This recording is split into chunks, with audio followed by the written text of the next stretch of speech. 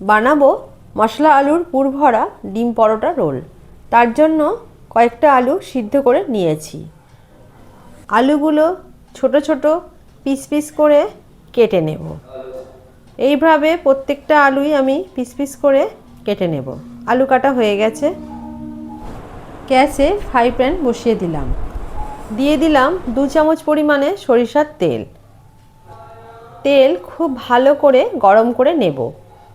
তেলের মধ্যে একটা শুকনো লঙ্কাকে কাঁচি দিয়ে খুব ছোট্ট ছোট্ট টুকরো করে কেটে দেব। গোটা জিরে দিয়ে দিলাম। জিরের গন্ধ বেরিয়ে গেছে। সিদ্ধ করে কেটে রাখা আলুগুলো দিয়ে দিলাম। এর মধ্যে দিয়ে দেব হলুদ গুঁড়ো, লঙ্কার গুঁড়ো, জিরে গুঁড়ো আর ধনে গুঁড়ো। এইবার আলুগুলোকে ভালো করে নাড়াচাড়া করে নেব, যাতে মশলাগুলো প্রত্যেকটা আলুর গায়ে ভালোভাবে লেগে যায়। দিয়ে দেব পরিমাণ মতো লবণ। দিয়ে আলুগুলো খুব ভালো করে নাড়াচাড়া করে ভেজে নেব। খাবার সময় এই ভাজা আলুর সাথে লঙ্কার টুকরোগুলো যখন মুখে পড়বে খেতে দারুণ লাগে।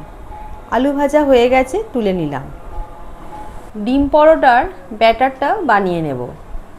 নিয়ে নিলাম একটা ডিম। ডিমটা ফাটিয়ে নিলাম। কোচানো পেঁয়াজ, কোচানো টমেটো আর অল্প পরিমাণে কাঁচা লঙ্কা। এটা যে যেমন ঝাল খাবে সে সেরকম নেবে। দিয়ে দিলাম পরিমাণ মতো লবণ আর দিলাম 1 চামচ ময়দা। ওই চামচেরই দিয়ে দিলাম 3 চামচ পরিমাণ জল। সব কিছু একসাথে একটা চামচের সাহায্যে খুব ভালো করে মিশিয়ে নেব। নিয়ে একটা ব্যাটার বানিয়ে নেব। গ্যাসে তাওয়া বসিয়ে দিলাম। দিয়ে দিলাম 1 চামচ পরিমাণ সাদা তেল। তেলটা খুব ভালো করে গরম করে নেব। নিয়ে ব্যাটারটা তেলের মধ্যে ঢেলে দিলাম। এইবার খুন্তির সাহায্যে ব্যাটারটাকে চারিদিকে স্প্রেড করে দেব। এইবার গ্যাসের ফ্লেমটা লোয়ে দিয়ে বেশ কিছুক্ষণ ধরে হতে দেব।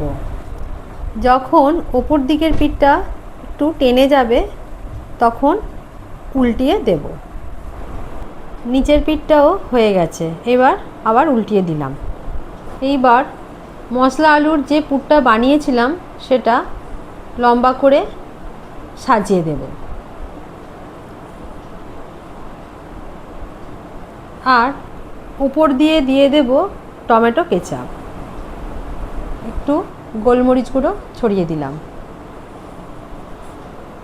এইবার খুন্তি দিয়ে আস্তে আস্তে রোলের আকারে এটাকে মুড়ে নিলাম। এইভাবে আর একটু ভেজে নেব। তৈরি হয়ে গেল আমাদের মশলা আলুর ডিম পরোটা রোল। এই রোল খুব মুখরোচক আর লোভনীয়। একটা খেলে আরও একটা খেতে ইচ্ছা করবে, এটা আমি বলতে পারি। রেসিপিটা ভালো লাগলে বন্ধুরা লাইক অ্যান্ড সাবস্ক্রাইব করবেন। ধন্যবাদ।